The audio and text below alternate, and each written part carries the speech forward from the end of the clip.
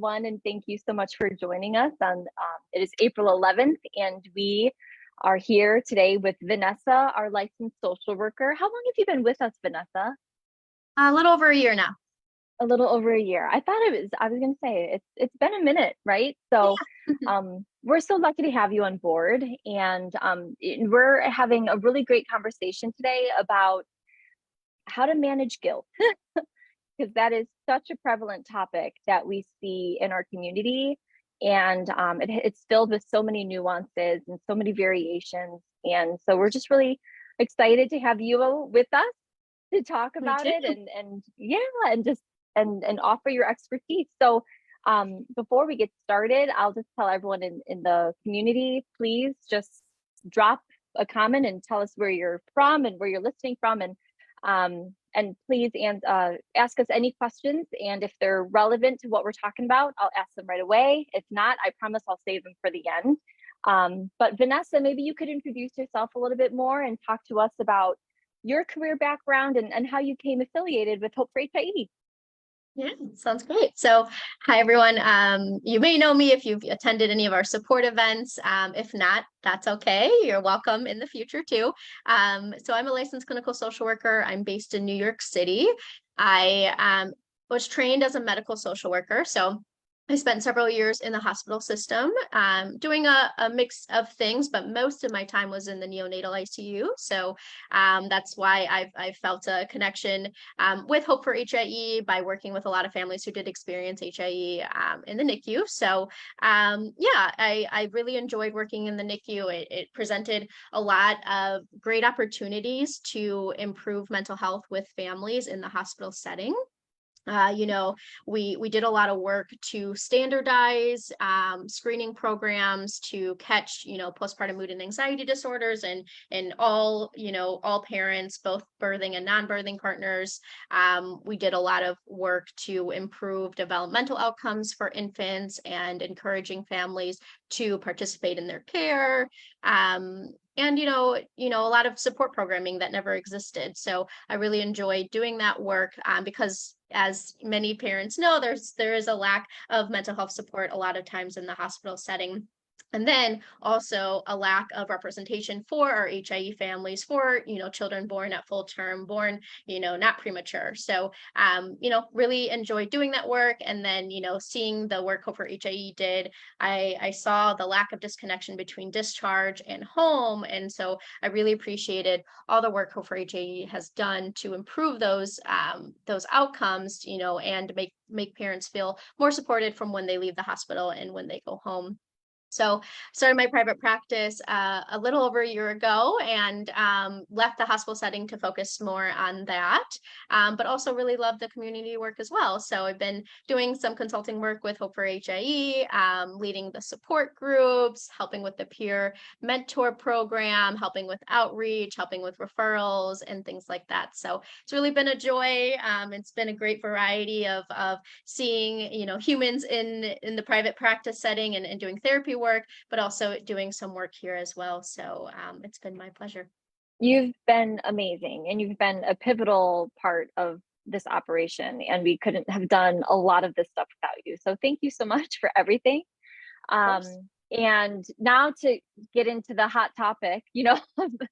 Of guilt. And it's like I said, there's so much to talk about here. So I think the best way to start is really to just start with like defining guilt, maybe like within the context of our community. So like when it comes to HIE families, there's a unified experience of some type of trauma, right? Mm-hmm. And so I would love, from your professional opinion, to hear what you believe the connection is between trauma and then guilt.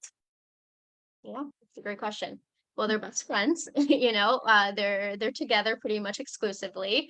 Trauma is something that happens to us that we can't control, that we didn't ask for, that we didn't prepare for. That's not fair.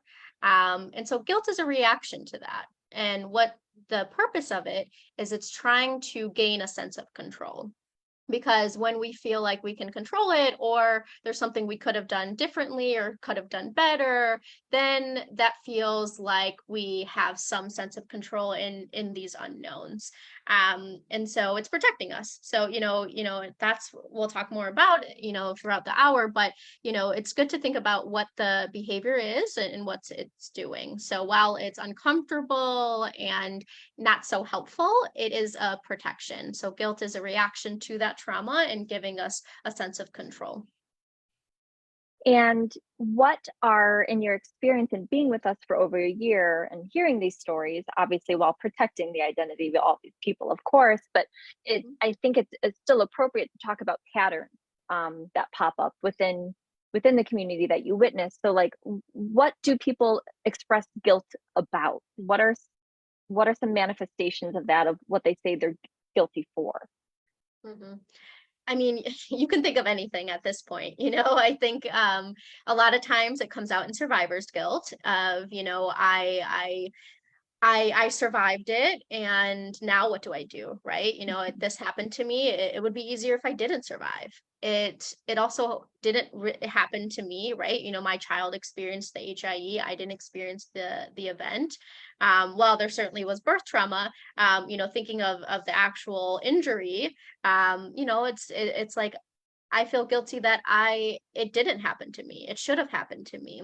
Or I shouldn't feel guilty because it didn't happen to me. I shouldn't have these feelings, right? That's a very common one. Certainly, what I could have done differently. My birth plan could have been different. My doctor, my hospital could have been different. I should have gotten a C-section earlier. I should have, I've heard parents say, oh, I went for a walk that day. I shouldn't have gone for a walk. Things that, you could really think of anything. And again, it's Mhm. serving its purpose of trying to protect us and give us a sense of control of like, oh, if you just did this, this wouldn't have happened. But at the end of the day, Mhm. that's not true. There's nothing any parent could have done that could have prevented it, anything that they did wrong. And so, it doesn't make sense when trauma happens to us. It doesn't make sense to the mind. And so, what our mind is trying to do is rationalize it, intellectualize it, make it make sense for us. And I so, was, the way to yeah. do that is guilt, and to come up with kind of more factual ways to make sense to tragedy and trauma.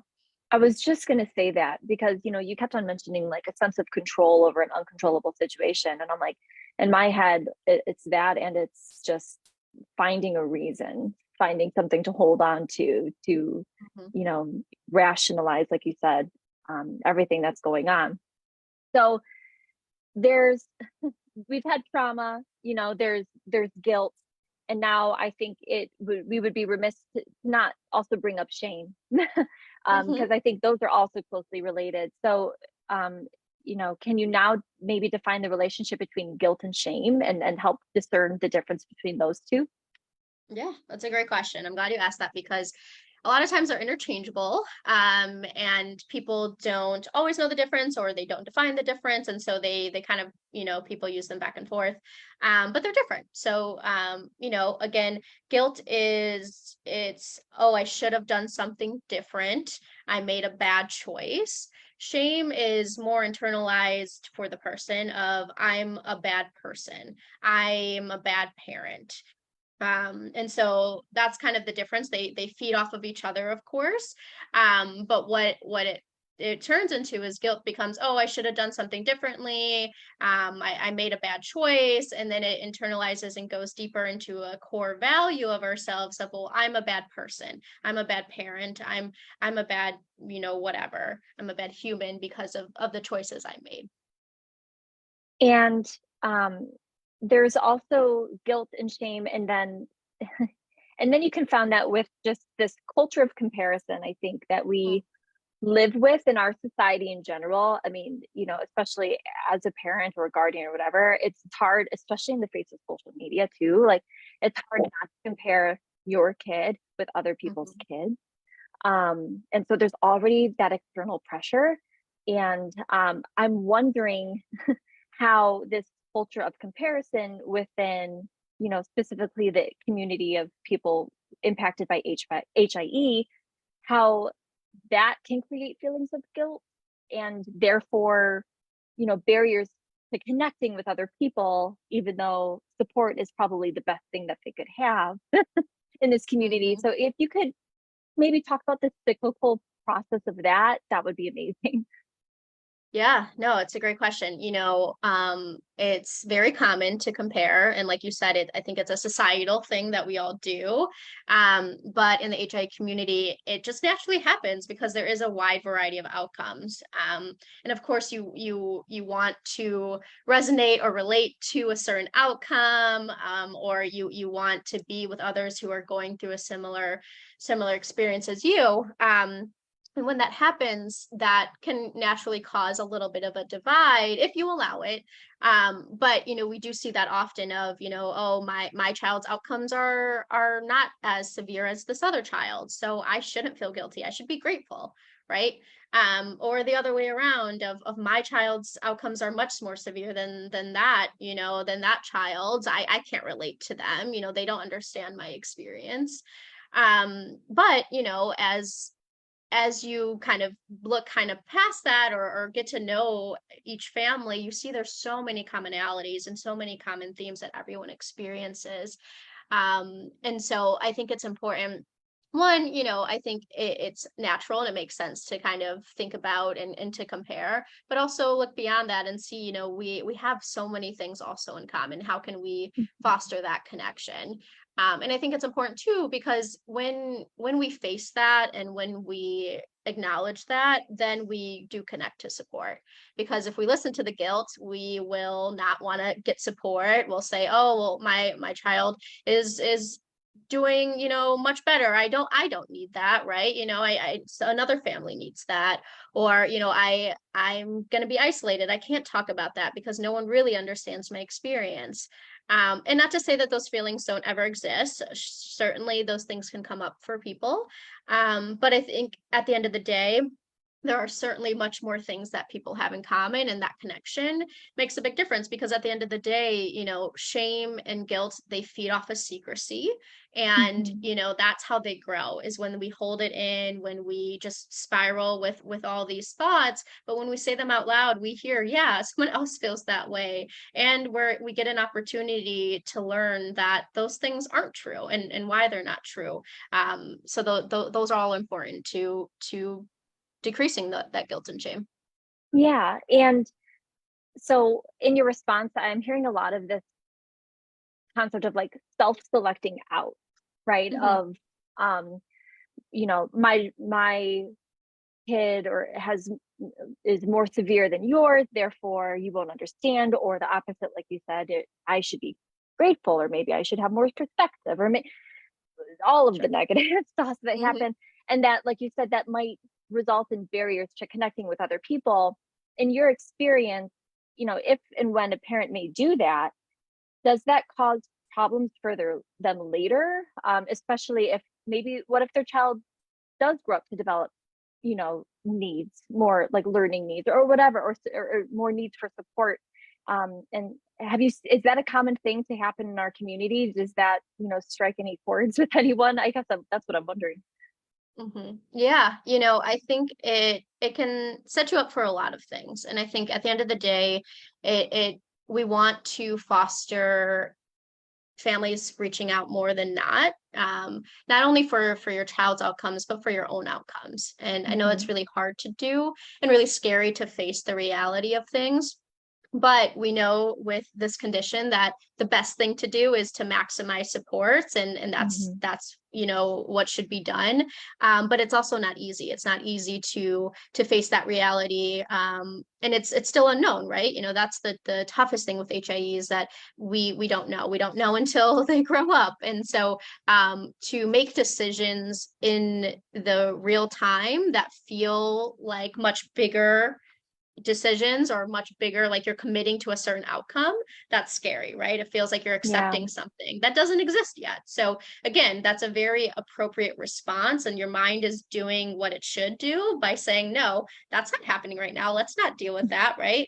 Hmm. But yeah, that certainly could impact outcomes, and also the way that you take care of your own self and your own mental health. Because when you go a certain way of, oh yeah, I don't need that, and my child doesn't need that and I don't need that, then once you do need it, it's going to be so much harder to ask for it, right? So creating those habits and creating those ways we ask for it early is certainly very, very important to everyone's outcomes, the whole family. Betsy, says this to me all the time, and I think it's just the most like smart, insightful thing that I've ever heard her say. And it's, your hard is your hard, Mhm. and and what you're experiencing is real, and it doesn't negate anything. The other people's experience shouldn't negate it or shouldn't change it. And like, you're justified, right? You're justified Yep. in having all of those emotions and feelings. And I think that's just so helpful, from any person's perspective in this community, it to just validate that what you're going through, no matter what, even if it's better or worse, maybe, perceived better or worse than another family, that's okay. Yep. Right? I That's think your that's so helpful. reality. It's your reality, and Yeah, you're living in it, and you're the only one living in it, right? And the select few people you're exactly. with. So, um, so the $1 million question is really this. I know this is impossible to answer in its entirety, and it's probably, I can't generalize for everybody, but like, so you're feeling guilt. So what do you do? Like, what's next? Like, what's the solution? Like, what steps might a parent or a family member or whomever take towards managing that guilt, and hopefully just relieving some of it in their life? Yeah. Well, that's why you brought me here, right? This That's million why dollar you're question. here. I know you had to wait 15 minutes for it, but we're here now doing it. Well, it's a great question. I think kind of what you just said now too. Everyone is a little different. Everyone's an individual, and not, everything works for everyone. But what I typically recommend to families is to, one, just give yourself some kindness and some compassion, and acknowledge the purpose of the behavior, which we've talked a lot about today already. But that allows our minds to kind of understand and rationalize again why it's coming up. Because the other way, which is our more kind of typical route to go, is to say, oh, I shouldn't feel this way, or this is dumb, like, don't feel guilty, but that's not helpful, and that's not how you move through it. It's helpful to even reframe just mental health and how you respond. And that starts by saying, it's serving me a purpose, it's protecting me. And I should feel this way, right? Mhm. It'd be concerning if you weren't if you were feeling numb, if you weren't feeling any feelings, right? It's a good sign that you're feeling things. It's your body reacting. It's your nervous system reacting to the trauma. Again, it's not always so helpful or productive, and can create, more issues. But again, it's serving a purpose. So by just giving yourself a little bit of that kindness and compassion of, yeah, this is uncomfortable, but it's doing something for me. It's protecting me. And yeah, I kind of lashed out yesterday, and that's not who I am, but like, that's the reality, and it happened, and give yourself some kindness and grace that those things are going to happen. So that's always the first step, just kind of seeing like, well, what is this doing, what is this behavior? And the second is talking about it, like we've been talking about, because again, it becomes much bigger in our heads when we don't talk about it. And that shame is fueled by that secrecy. And so when we talk about it, whether that's even just saying the things out loud, I encourage people to say that all the time, because in our head it doesn't sound so harsh, but then when we say the actual words out loud, we're like, whoa, like, that was Yeah. mean. And we would Yeah. never say those things to family, to friends. If a friend came to us and said, oh, I've been really thinking this about myself, I've been feeling really shameful, and these are the thoughts that I've been holding on to, they would never be like, yep, that's true. And so sometimes even just saying it out loud, you can really recognize, like, wow, like, I'm being really hard on myself. Mhm. And then when you tell other people too, that's how it comes out. And really the only way that we diminish these feelings is through data and through evidence. And the way to do that is by allowing people to say, well, no, you made the best choice with the information you had. You're not a bad parent. These Look at all these things you're doing right now. Because when we don't say it out loud, and when we hold on to these negative, unhelpful thinking patterns, our brain's going to always look for evidence to support that pattern. It's the science behind like lucky girl syndrome, or like telling ourselves that being positive is really that there are neurons in the back of our mind that bring the subconscious to the conscious level. And so when we start our day, or we just be kinder to ourselves or say things more positively, then our brain is going to look for those, and they're going to recognize them and bring them to our conscious level and say, oh no, like there's an example of you being a great parent, and here's an Mm-hmm. example of your child doing great. um and so yeah, so that all comes from by just kind of talking about it, getting it out, whether that's writing it down, but just, acknowledging what exactly are those thoughts, what decision did you not make or did you make, and how can we, kind of discredit that. Yeah. What can we tell and show as true and not true. Most of the time we may not have the answer, right? We might not be able to truly know if something we did or didn't do did impact our outcome. But we do know that most of the time that thought is not helpful. That's not productive to what we need to do, right? We got plenty of things to do, especially in the HIE community. Yeah. And so to use our energy effectively, and to use it in the most productive and meaningful way, it's to talk about it. And whether that's, through one of our support groups, shameless plug, we're always here to talk about those things, or through family, friends, or a therapist, or, whatever outlet you seek it out. And a lot of times it's many of those. Because I don't think one person can be your all, especially when you're going through these really tough and difficult conversations. It's good to have multiple ways to kind of get that support, and move through the hard feelings.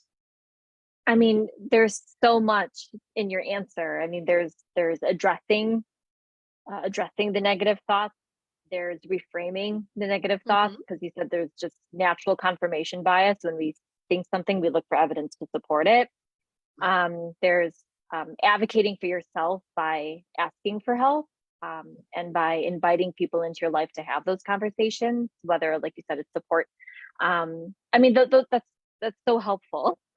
And but I imagine that it's not something that comes very quickly, right? I mean, Of course. this is like a really long daily commitment Mm-hmm. to doing that, right? So that's a life change. That's a complete mind shift. So that's something that I think people would have to actively work on. But hopefully, the benefits of doing that are worth the work of doing that, right? Yep. Always. And it doesn't come easy, and it doesn't always work either. I think Yeah. that that's the important piece, and that's the self-compassion and kindness to remember as well, Mhm. is that like it's also easier said than done. Like, yeah, of course. I think everyone can acknowledge that, like, oh yeah, I should just reframe. I should just, think. I think those are pretty typical concepts to Mhm. understand. But yes, doing the work, especially with all the other things that are happening, and the things that are filling your capacity, right? Appointments, and day-to-day things you have to do. It's hard to really do the work. And so I think there's certainly, you have to give a lot of room for that compassion to say, like, Mhm. yeah, maybe like I am going to be kind of harsh to myself, and maybe I'm going to, lay in bed for another hour, Mm. and then just know that like that's part of the process too, and you have to do that Mhm. to to move through it. In terms of like practices that we can do at home to help kind of shift that mindset, like my first thought was like journaling. Is Mhm. that something, like, are there things of that nature that you've seen people do that they've had success with, like Yeah. tactical Hmm. practices that they can do? Yeah, no, it's a great question. I think journaling is great. It's not for everybody. Some people don't Yeah. physically like writing. Other people like, to have a notes page or something on their phone. But I find a lot of value in guided journaling, because I think sometimes too it's hard when there's Mhm. just like a blank piece of paper, to really collect our thoughts. And again, that's appropriate given, when you've experienced trauma. It's very normal to be fatigued, to have retention issues, to memory issues, things like that. So we want to set ourselves up for success and not for failure. And sometimes we do things that seem like, oh yeah, I should just be able to do this, but given the trauma, no, like that's not your reality. Mhm. And that's hard to come to terms with too. But just acknowledging that, like, yeah, there are things I can't do as great as I did before, and there's Yeah. a reason behind it.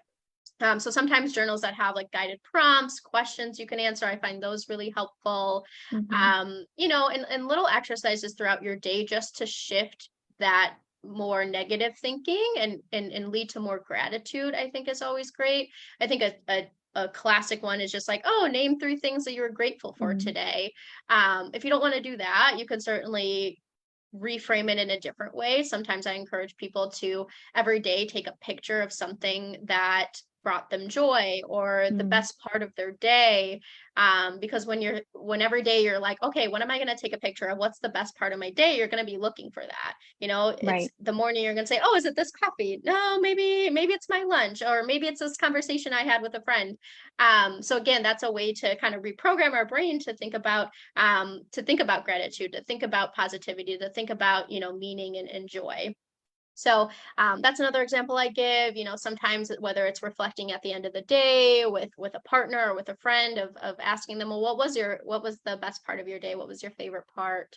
I think all of those, as you continue to practice, will help to kind of reprogram and reframe how we're thinking throughout the day.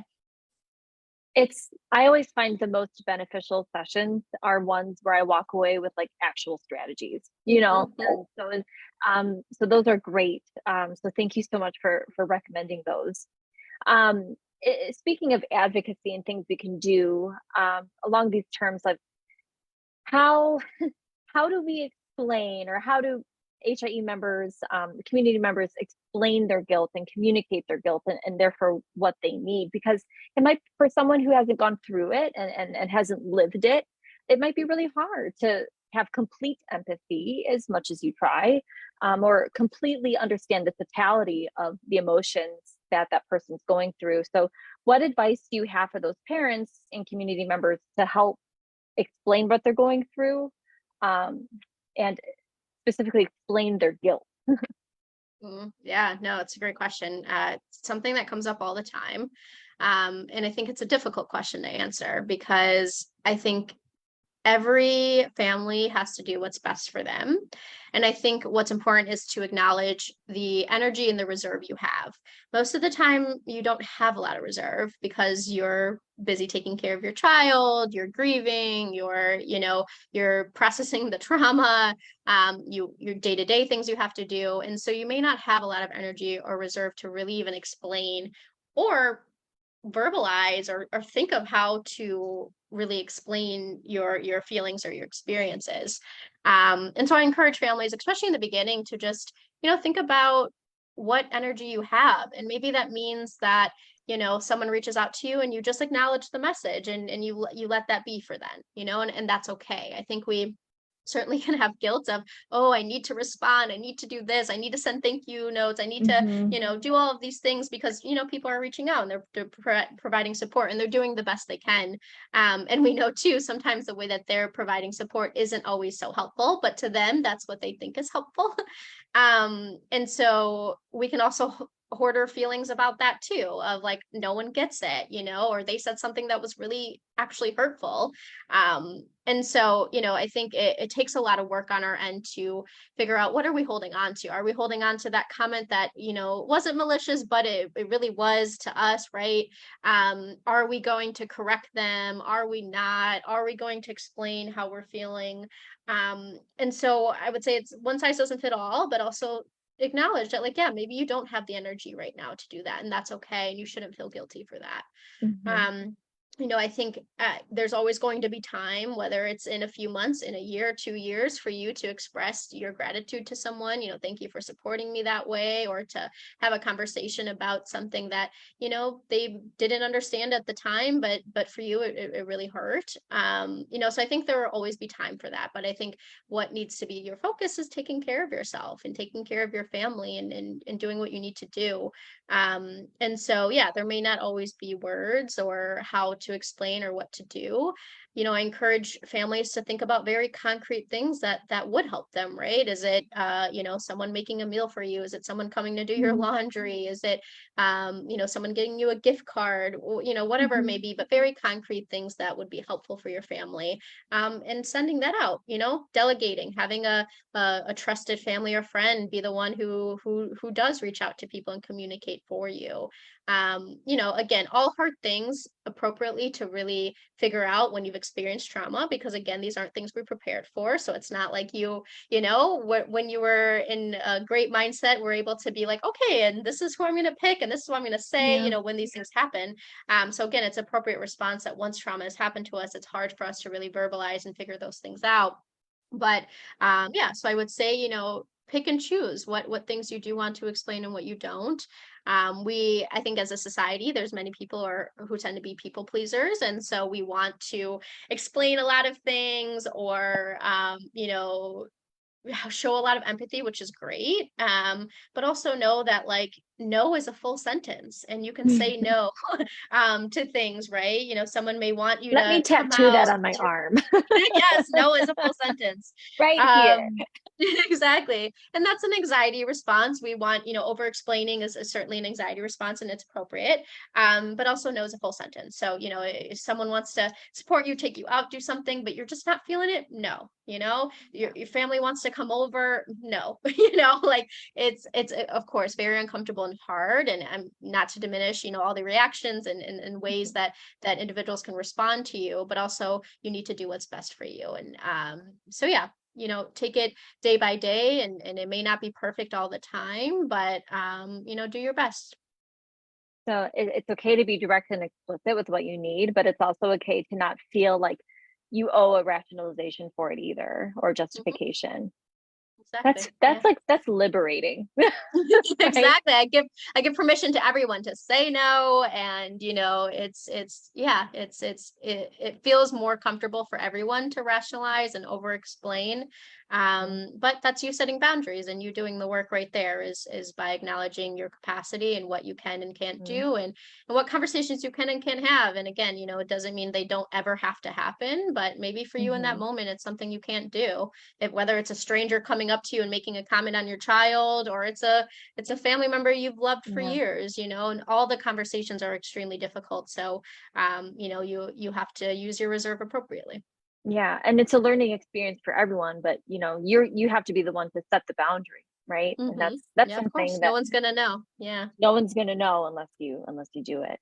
Um so when trying to build connections within the community, how does one person avoid projecting their own guilt onto others? Because that has come up a lot in our Facebook hub and support groups. So I'm just wondering what advice you have that can maybe, you know, pertain to that. Yeah, yeah. I think people are always thinking about that. And I think people are trying to be mindful, right? And Mhm. intentional about the words that they say and how they say it, right? It's a good sign, but also it's not it's a disservice to you, into your story and to your feelings. And so I think there's certainly ways to approach it, of just being mindful of like, this is my story and this is how I'm feeling, and I don't mean to project it, but this is how I'm feeling. Certainly you could always begin conversations like that. But that's another defense mechanism of us trying to hold that in and to protect us, and not truly show or be Mhm. ourselves. It's scary to be vulnerable and open and exposed. And in all the trauma that's happened, that's exactly what families were experiencing. They were open, they were vulnerable, they were exposed. And so when we step into opportunities where we're kind of just doing that, and like Mhm. allowing ourselves to do it, we're making a conscious choice to be open and exposed. Mhm. It's scary, of course. And so yeah, I encourage people to just be themselves. And that's why there's professionals, or peer supporters there, those who have been trained to help guide these difficult conversations. In that type of setting, when you're with family and friends, I think certainly those people will take you as you are. And if they don't, they Yeah. don't, I think you have to kind of be true to yourself. But it certainly is something to think about. And, I understand why people are mindful about it, but it starts by just saying that, yeah, like I'm not trying to project. These are my story, my feelings. And I Yeah. think that conversation will be better because of it, because people will be more open. And just, being open to the fact that being vulnerable doesn't equate to being weak. And Yeah. that it's a huge sign of like bravery that you're able to share something so deep within yourself with another person, and just be open to whatever reaction that they have to that, like you said, that's scary and that's courageous. Mhm. I Yeah. imagine that's hard for a lot of people too. Right.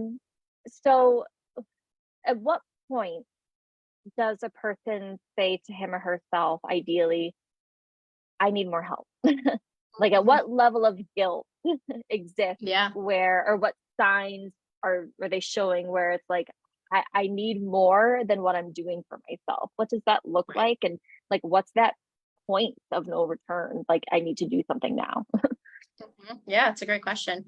I think we tend to sometimes over pathologize things. And so I think there is certainly a balance of just acknowledging feelings and a human experience and a natural experience, and that you should be feeling that way, right?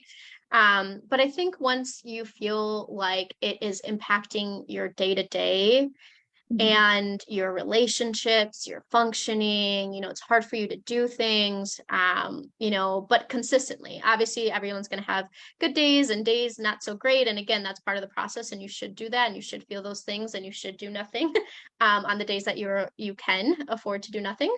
Um, but also when it is something that is impacting you kind of every single day and for weeks and weeks on end, I think there certainly could be a little higher level of intervention. And then sometimes that just means, yeah, I'm going to go to a support group, a few times, or, try that out, or I see a therapist, or, I do some other type of intervention to build connection.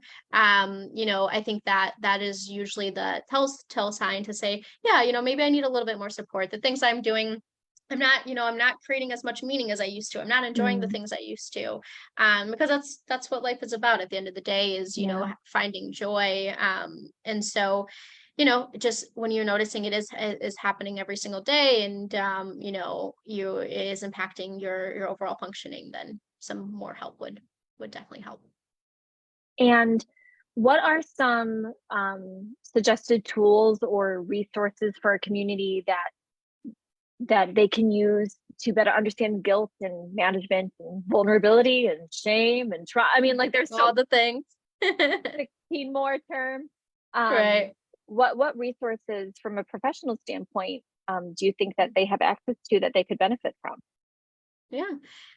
I think a lot of times too, when I think about guilt, I also think about grief. Mm, And grief, I love to talk about. I think they're very similar in that way of, they're not so tangible. And in our community, there is a lot of grieving. It's not just something objective, but it's of what I thought life would be like, what my mhm, life is like, and so I like to think about them similarly, and oftentimes mhm, use resources that I would use for grieving, when thinking about guilt, because you know like we talked about, really the key is that you acknowledge it and you kind of feel it, and that's the mhm, same with grief, and so I think they have similar manifestations, and really the key is that you acknowledge it, and you kind of feel it, and you move through it, and you build around it. I'm sure a lot of people have seen that image where grief is like a ball in a jar, and mm, instead it's thinking about how we move through the grief. It's making our jar bigger, and that ball stays the same, right? Because what the experiences that have happened have changed you, and they should have. And of course, we can think of all the ways it's changed you for the worse, but we can also think of tools that can move through the grief and through it, because it's going to come in waves. Same with guilt, or it's going to come in waves throughout your lifetime. And some days it's going to be heavier, some days it's going to be not so heavy, and we figure out this person's going to pick it up for me today, or I'm going to hold it Mm-hmm. a little differently today. We think of all these different ways to kind of manage it. So I think social media is powerful in that there is a lot of information. It can be difficult because there's certainly those who are not licensed or trained or professional providing information that it's not evidence based. So I would always be mindful of that. Hope for HIE, of course, is a lovely resource. I will always plug, us. And, I find too, there are certainly so many books out there about guilt and grief, and, everyone is a little different. I find, for me personally, is poetry often tends to be very helpful for me because it's shorter, it's excerpts. Because I think when we're overwhelmed, it is hard for us to dedicate time to like, oh, I'm going to read this whole book, right? And that's why I also like guided journals and things like that as well to kind of focus us and get our attention. Yeah. Yeah. And so yeah, there's so many things out there. And again, everyone is kind of a little different. Yeah. I really like that idea of just not over like inundating yourself with Mm-hmm. resources, because I mean, if you're already feeling overwhelmed, that's probably the least helpful thing you could do. And now you just bought a 300-page book and you're like, Exactly. I have time to read this all tonight, or Yeah. um so like small manageable pieces, Right. that's really, really helpful. um Thank you so much for this. Of I course. think this has just been really enlightening. And again, just like even just hearing from someone like who's licensed like you, like it's giving permission to like Mm-hmm. feel the things you're feeling and to say no. Yep. I mean, like I said, that's really liberating. So we're so grateful for your help. And and if there's any question that came up in the community that we didn't answer, you have an email address with us, right? Mm-hmm. Can you Yep. share that for everyone really quick? Yeah, yeah. So it's just my first name at Hope for HIE. So it's Vanessa at Hope for HIE. That's Vanessa. So feel Thank free to you. reach out to me. And, like I said, I think everyone is individualized. So it's hard for me to say, oh, just try this and do this. But I hope some of these tools were helpful. And if you certainly want to reach out and say, oh, I'm kind of going through this specific thing, and these are some of my interests, these are things I like, I don't like, and you want some more curated resources or suggestions, I'm more than happy to do so. Yeah. And that's how it's done, right? I mean, it's okay that people just reach directly out to you. They don't have Yeah, to fill out a form right now. It's just no go problem. straight to Mhm. the source. That's Yes. amazing.